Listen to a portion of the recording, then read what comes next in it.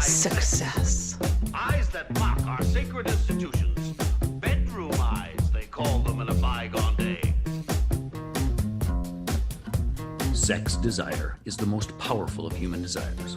When driven by this desire, men develop keenness of imagination, courage, willpower, persistence, and creative ability unknown to them at other times.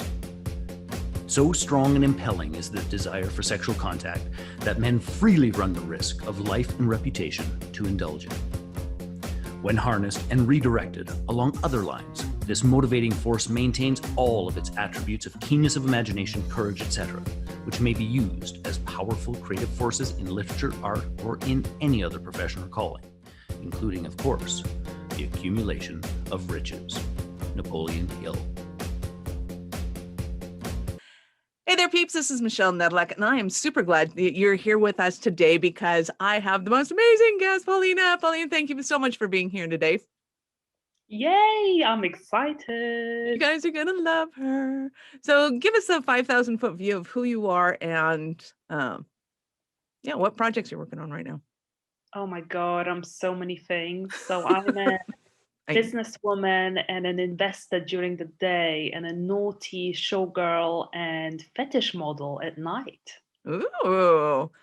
So tell us the back end story of that. I'm not sure where to go with it first, but how did you get into that? And like, how do you have those two lives at the same time? Yeah, so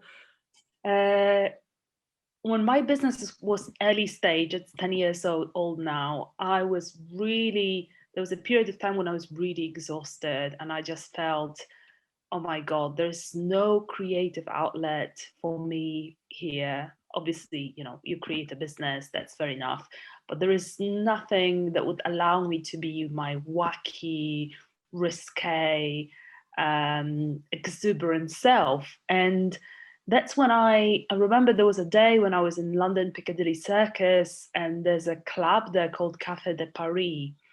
And I was walking past that place and they were having a rehearsal, I think, for a burlesque show, for a big kind of cabaret extravaganza. And I just made a decision on the spot. I was going to find out how to become a showgirl. And so I did. Oh, that is awesome. So back up you. the bus a little bit, because I mean, I can see anybody, well, I can't see anybody, but I can see a lot of girls going through Piccadilly Square and going, oh my God, I'm going to get my fame through being a burlesque girl. But you had an actual real business going on.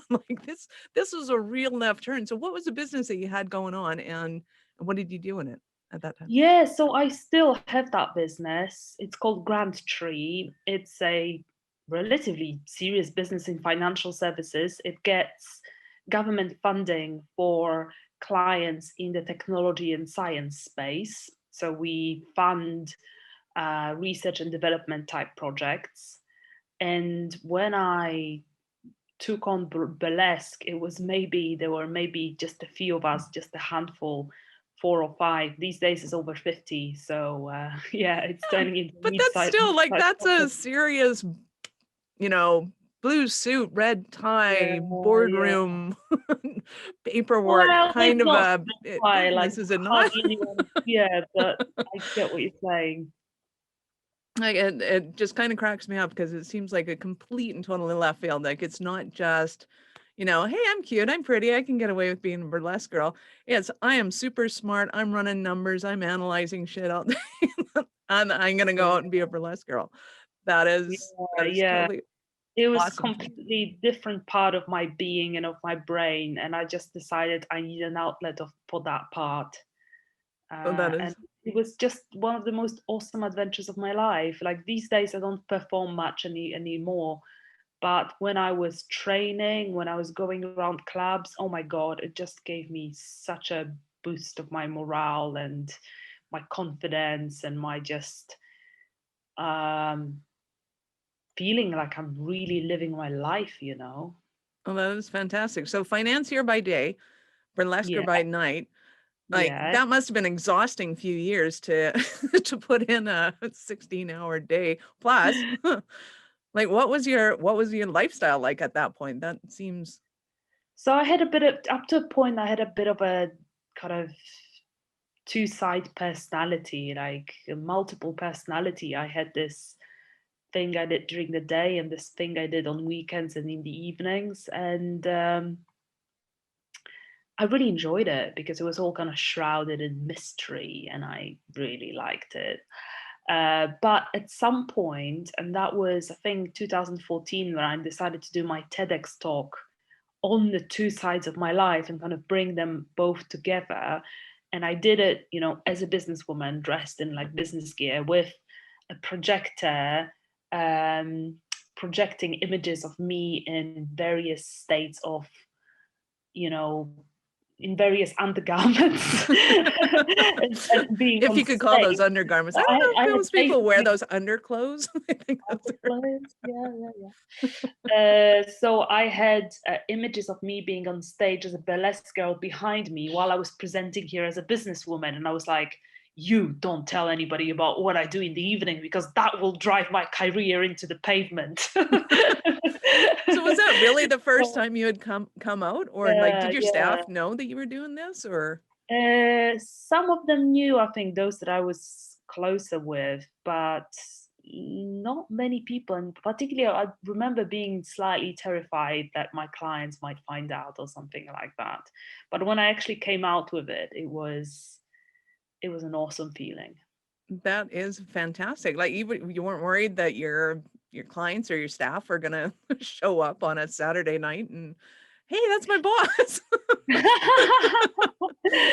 Yeah, I used to be, but then that's when at some point I thought, if they do show up, then great. I hope they enjoy it. That's awesome. That is Yeah. fantastic. I know on the creative side, like I don't know, because I run a creative side of the business, to me it's like, well, yeah, if somebody saw me and doing a burlesque show, it'd be, well, yeah. Have you met Michelle? Yeah, that's Right, me. that's That's my ass. I'm your boss, and that's my ass. Yeah, that's my naked ass. Take it or exactly. leave it. Yeah, yeah. That's fantastic. So now you've clearly embraced all of that creativity. How have you found that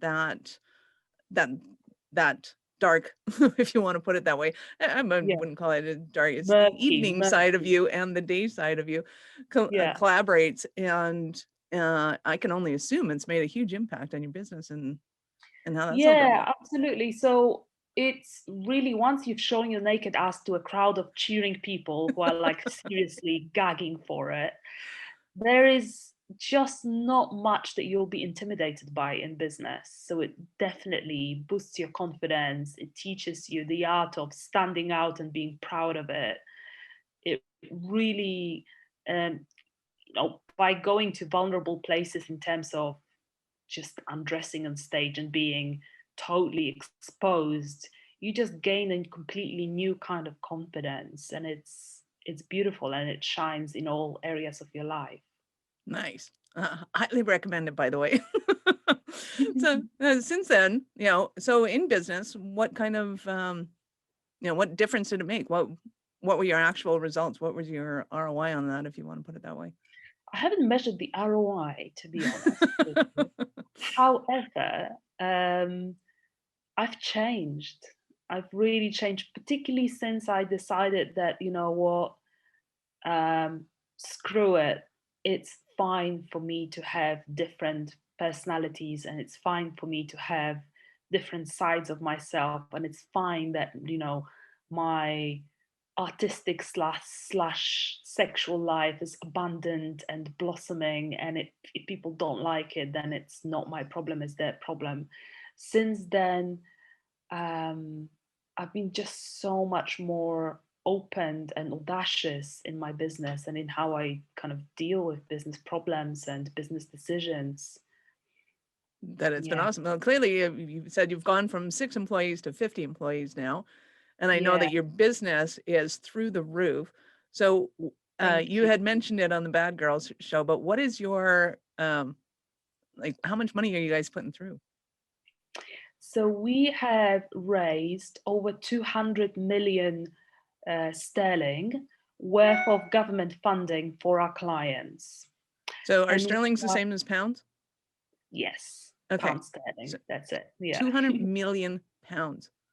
Yeah, and well, through your that's not business? our turnover is around £5 million at the moment, but we have raised over 200 million for our clients. Yeah, That is fantastic. That is thank awesome. you.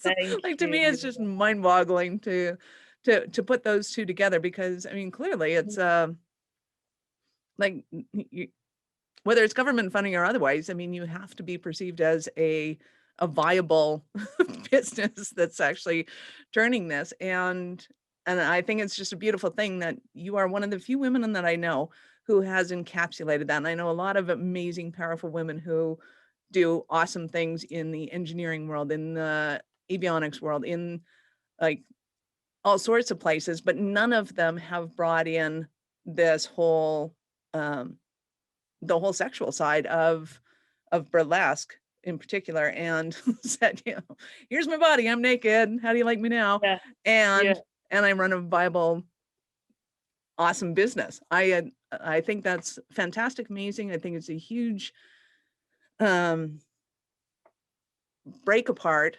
for everyone. I mean, like, you take Madonna, I mean, we all knew that she had her sexual side of her and that she's a smart businesswoman, but she's smart businesswoman in a world where it's okay to be naked. yeah, Whereas you have taken it where it's okay to be naked in a world where it's totally has not been okay to be naked. Like, that's the yeah, impressive part to me, is that everybody thinks there's all these confining spaces on you that you have to be a certain way at a certain time. And you've just gone, yeah, fuck it. No, I don't. I am a woman. I'm a mother. I'm a absolutely. sinner. I'm a saint. I'm a bitch. Like, deal with it. Like, and I'm living it. And I just applaud you. I think it's awesome. Couldn't wait to have you on the show. I'm super excited about it and can't wait Yay. to share you with the world, because like, you're doing awesome stuff. Like, tell us a bit about your business and how it runs, because that also is a forerunner in awesomeness and breaking apart the rules of engagement in business and what we think it has to be. Bless you. Well, it is quite special. So, what we do, what we actually do is relatively boring because it's not fascinating to be kind of writing grant applications. And although our clients are fascinating, some of them are kind of It really grant-related is. If you can make technology. money out of nothing, that is fascinating. Yeah, yeah, yeah. So our clients' businesses are much more interesting than our business in terms of our business model. But how we do what we do is actually quite interesting. So we have a unique culture where transparency is an important value. So that has far-reaching consequences. Our financials are transparent and our accounts are accessible to anyone within the business, and people set their own salaries in my business, which is again quite unusual. And many of my peers are like, what? How in the hell is that even possible?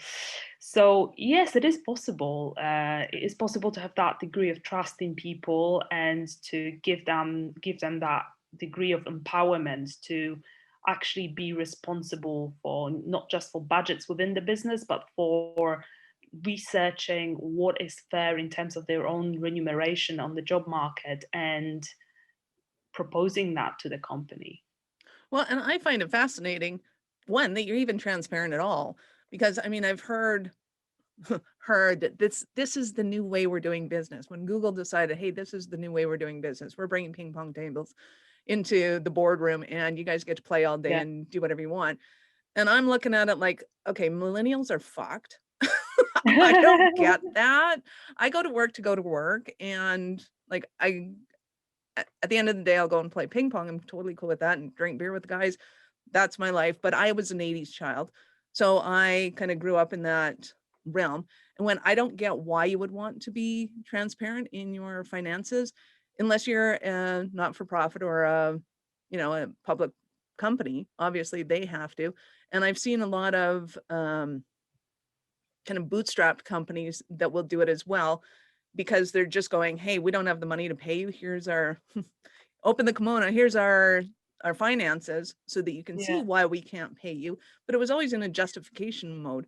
So what made you decide that transparency was the way to go when you were financially sound and not public? Yeah, so At the beginning, when we first started employing people, we employed an admin person who obviously had access to the accounts, and then we employed two other people, and we thought, well, why don't they have access to the accounts as well? I mean, might as well. And then it kind of grew from there before we even realized that transparency has far reaching cultural consequences, as in people, there's just so much less politics and water cooler conversations. And it, so even before it became kind of a value that we stood by, it just kind of happened organically, to be honest with you. And well, we did get inspired by people like Ricardo Semler, a guy who wrote a book called Maverick. He is a Brazilian entrepreneur, and he had a company in the manufacturing industry in Brazil in the 80s, and which employed thousands of people, and he implemented transparent financials and self-set pay. And we just thought, okay, if somebody can do it in a massive company, then we can probably do it in a UK startup. That is awesome. And it totally makes sense to me now, seeing it from the other side of the fence is, yeah, I mean, the amount of knitter shit that I call it that goes on in companies going, well, how much they make, how much did you find out they, and all of a sudden, the back in the day when somebody saw the wrong facts come on, it was like, did you see what everybody's getting paid? That one Yeah, came out on the yeah. wrong fax machine, right? And everybody's just a tither because now they know what everybody else is making. I mean, that's all gone. You don't have any of that crap. And it's like, well, yeah, you want to make as much as them, go work for it. Do what you got to do and get Yeah, yourself up yeah, but there. also you can see people's justifications. So it's also public, and you can check, when somebody has reviewed their salary last and why they chose the salary that they chose and what they're backed it up with. So because people also have to do regular self-assessment. In my company, there's quite a lot that goes into actually into the entire process. It's not a decision off the bat that you make one day and the next day you're being paid 5 times more. It doesn't work like that. You have to review your performance against the goals that you set for yourself. Somebody else from your peer group actually reviews that as well to make sure that you're not completely off the mark. And then there's a process for it that is empowering, but it's also quite a lot of responsibility. People actually have said to me, you know what, now I appreciate that it might have been easier if we were just told what we're getting paid. And I said, well, it might be, but how much are we learning? Because this is what we do and this is how we do things. How much in terms of life skills we're learning, because we have to make those proposals and do those reviews ourselves. Well, which brings up a plethora of questions unto itself to me. But you actually have a really cool process of, it's a peer-based analysis of how much they're getting paid. It's not management. So it's not like they go in front of a panel of management and go, okay, here's what I No. think I'm doing. So how does that actually work? Is it people that they're working beside, people that they're a teammate of? Like, how do you So actually structure that? so the very person that's reviewing their salary makes the final decision. So they seek feedback from a number of people, but they are responsible for the decision they make and the consequences of this decision. So if they choose to pay themselves too much, they're going to have a number of conflicts within the business. So it's very important to kind of be realistic in your assessment. So it's nobody else's responsibility but yours to review your salary and to having sought feedback from different parts of the business to actually come to a conclusion. And how do you budget for that as a business owner? Okay, so that's a good question. So when you're making a decision to do with your salary, you also need to be in touch with the budget holder within your department to make sure that there is budget for it. Very cool. And have you noticed that there's like job equality much more so within your firm, or do you Absolutely, hire I all think guys anyways, or like, how's yeah, that all work? yeah. So actually, on average, women earn more than men in my company, just because we have quite a number of women in senior positions. But I would say it raises the pay gap out of existence, because if everything is transparent, it autocorrects, and there's just no room for inequality anymore. That is awesome. I that alone makes me think that everybody should be looking at how do they adopt that as part of their business plan. It's Thank you. I just can't imagine how much different the culture in that kind of company would be than a company that's traditionally the, you know, nobody knows what anybody else is making, and management decides who they like and who they don't, and they're just Yeah, gonna pay them more because they like them. And then, yeah, management changes, and then all of a sudden it's like, oh, so and so got canned because they were making too much. exactly, Like, exactly. there's just So it's so much not. politics that would get rid Yeah, of. absolutely. And the deals that happen under the table, and it's just it's a disaster how payrolls are being run in kind of traditional hierarchical companies. It's just yeah, it has to change. And there was a number of scandals actually, and a big press debate in the UK a couple of years ago or so about gender pay gap and about the pay difference in lowest paid employees to highest paid employees of corporate companies. And there was just a lot of noise about it in the press because just a number of horrific inequalities were exposed. So I do think that, and I do hope that that's something, pay transparency, that more and more companies choose to adopt. And in terms of self-set pay, well, it's another step that not every company is prepared to make, and that's not right for everyone. But I would hope that more and more companies consider it as part of their strategy to really empower people. Well, to me, it just makes sense. I mean, one, as an entrepreneur, I'm in control of how much money I make, and I know that. And that was a decision I made long ago to say I'm not going to be under anybody's thumb. I'm going to decide how much I make, and started in sales. And at 100% commission, you decide how much you're going to make. It's like that's just Yeah. the way it is. And it's a fascinating to me that you found a way to be able to incorporate that into an employee positioning, because I'm assuming you've also taken away the employee mindset of I'm just doing my job, and at the end of the day, no, sorry, 5 o'clock, gotta go, or 5 minutes to five, gotta go. Like, I'm done here. You can't make me stay. Like, I would think of that whole decision has impacted a whole lot more of your culture than you might even realize, because you're just used to it now. Yeah. So we don't really have managers. We don't really have bosses in my company. People self-manage. We have hierarchy, but that hierarchy is project based. So it's not people based. So there's hierarchy of work, not hierarchy of people, which means that I can be senior within project A, but really junior within project B. And we have, so the system we operate is called holacracy, and that's different to hierarchy in that the structure is relatively flat. There is some hierarchy within departments or so-called circles, but nobody has power over anybody else. Which is awesome. So how do you deal with seniority? Like, if somebody's got 20 years experience, clearly in my mind, that they have a little more seniority than somebody that's a newbie. Yeah, but it doesn't mean that they just get given more responsibility, and maybe there is more uncertainty in their work, the day-to-day work. So somebody who is more junior has less responsibility, and their work is more defined and more from A to B. Whereas if you're more senior, you're more of a generalist and you deal with a higher degree of uncertainty.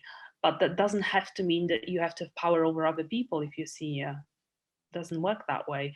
I mean, you can be senior within the project, and then you can make suggestions to other people as to what they should prioritize, but you can't physically make them do it because nobody has power over anybody else.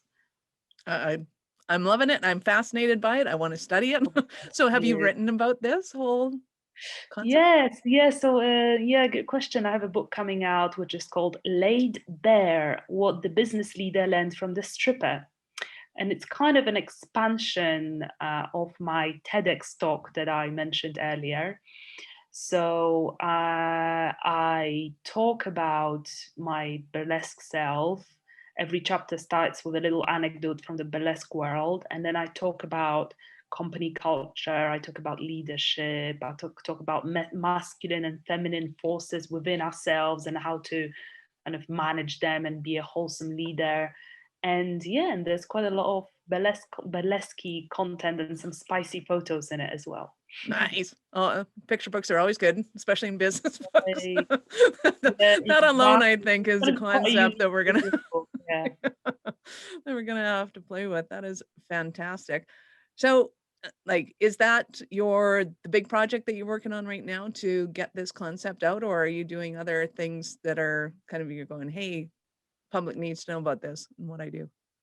Sure. So the book and kind of the whole campaign around the book is definitely something that's on the cards for me now. But I also do a little bit of startup investing, so that's always something I wanted to do. I wanted to be an angel investor. My wealth isn't huge as yet, but it's sufficient to allow me to invest small amounts of money in startups. I'm a massive believer in human potential, and what this means is that, yeah, I just believe that we could solve all sorts of crises that we're dealing with at the moment, if we only were able to put the right brains together. So if I believe in that, I have to put my money where my mouth is. So I love investing in innovative technological startups. Nice. And do you only invest in UK companies, or are you planetary? At the moment, yes, because we've got pretty good tax advantages in the UK for people investing in early stage companies. But yeah, I have been tempted to invest outside of the UK. So I think it's going to be just a matter of time Nice. before it I changes. I became fascinated with philanthropic business development, if you want to put it that way. It was a concept that I had never heard of. Is like in the past when I thought about philanthropy, it was you're donating money. You just here have some money, do Yeah. with it what you will.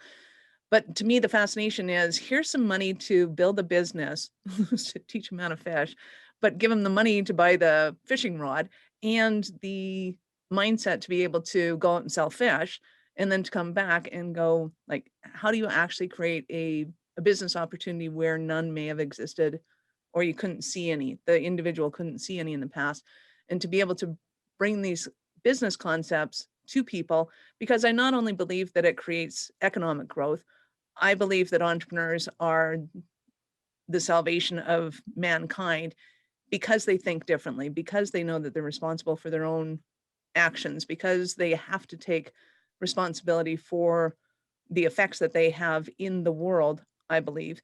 Um, Yeah. that it allows us to kind of create something more rather than just, oh, here's a donation. They That believe they can actually affect change. They can actually change entire industries and how industries operate, and they can solve particular problems. So yeah, so we need that degree of empowerment. I think much wider spread, and yeah, the kind of technological innovations that I'm seeing, the kind of grants that we're writing for companies that are deal with, I don't know, cancer, early cancer diagnostics, or some fascinating like green technology innovations. It just really makes me believe in human potential and in how much we can achieve if we're in our zone of genius, and if we're really, as you say, taking responsibility for doing our part. Yeah, I love it. Love it, love it. So if somebody wants to get a hold of you, how would they do that? How would they buy the book? How did they get Oh, more of good you? How did they see your question. show? Anything. So perhaps we can include something in the show notes. Both my Twitter, Instagram, and Clubhouse handle is at Paulina Tenner. That's Tenner. And I've got obviously a waiting list for the book, which we can include the link to in show notes. And yeah, I'm just always open to talking to interesting people. It's one of the joys of my life to that's why I work in the industry I work in, because there's so many fascinating people with fascinating brains. And some of them are sharp and sizzling. And that's what I like to be too, sharp and sizzling hot. Nice. I love that. Because why not have both?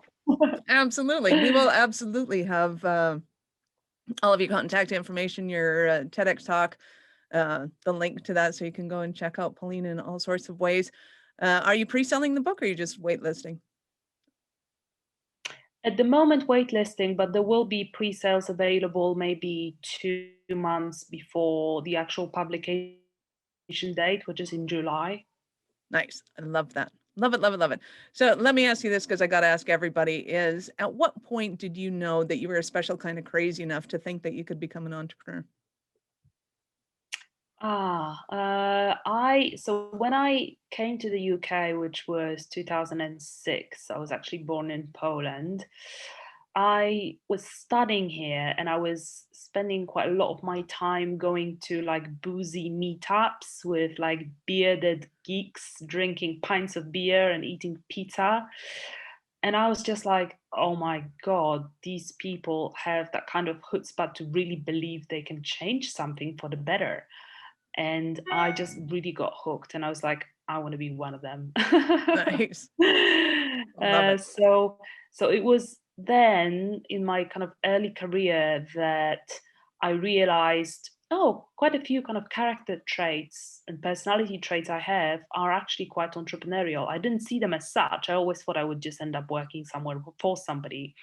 But now when I look back, I realized that even, high school and earlier, I was probably predisposed to be an entrepreneur because of how I acted and how I got shit done and affected change. But I think everybody is, to a degree. Everybody can be an entrepreneur. I really believe that.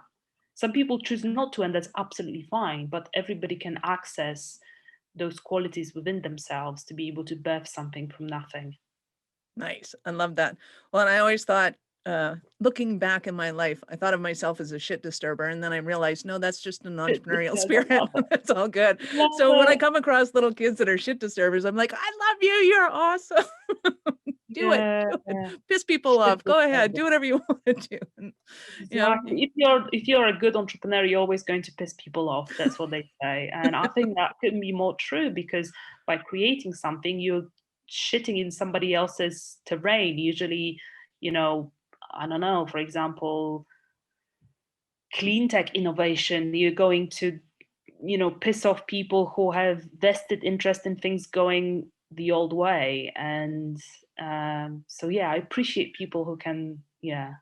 And I'm pretty sure the person that invented sliced bread pissed off everybody else that didn't have a bread slicer. So it's like, you just, you're going to do it. And I think the younger we can get a hold of people and go, you know what, that thing that you're doing that you think is a bad thing, you embrace that, baby. You take that on. That's awesome. Totally. Nice. I love it. Love it. Love having you, and would love to have you again, and we'll dig deeper into your business and all sorts of fun and wonderful things. Love it. That's it, baby. Go for it. Yeah. We got to get another book out of you. And I think you're like, I don't know if there's a huge industry around that whole concept that you have in business, but I think there needs to be, and would love to see you spearhead that. Amazing. Awesome. Thanks, Michelle. Cool. Yeah. Any last words for our peeps? If the best way to deal with a midlife crisis is to show your naked ass to a large audience. Nice. Love it. Love it. Love it. Love it. 50-year-olds all over the planet are going to become strippers. Awesome. Yeah, or even 30 years old. That doesn't matter, Whenever you're having a midlife crisis. Yeah, exactly. Which can be early or late, or however you choose to have it. Love it. Well, this is Michelle Nedelec. Thank you for being with us here today. If you know anyone who would make a great guest on the show, or if you have any questions or topics that you'd like me to discuss, contact me at michelle@thelittlebluepillforbusiness.com, or connect with me on LinkedIn or Facebook. I would love to hear from you. Thank you for listening to the Little Blue Pill for Business podcast with your mistress in business, Michelle Nedelec. Why are you still here? Go to littlebluepillforbusiness.com and get your goodies. If you enjoyed the show, be sure to share it with somebody else that you know would enjoy getting it up in business after you subscribe to the podcast, of course, so you won't miss any future episodes. Now, check the notes for links. Oh, and only tell your wife if she's into this, entrepreneurship. And I'll see you both on the other side.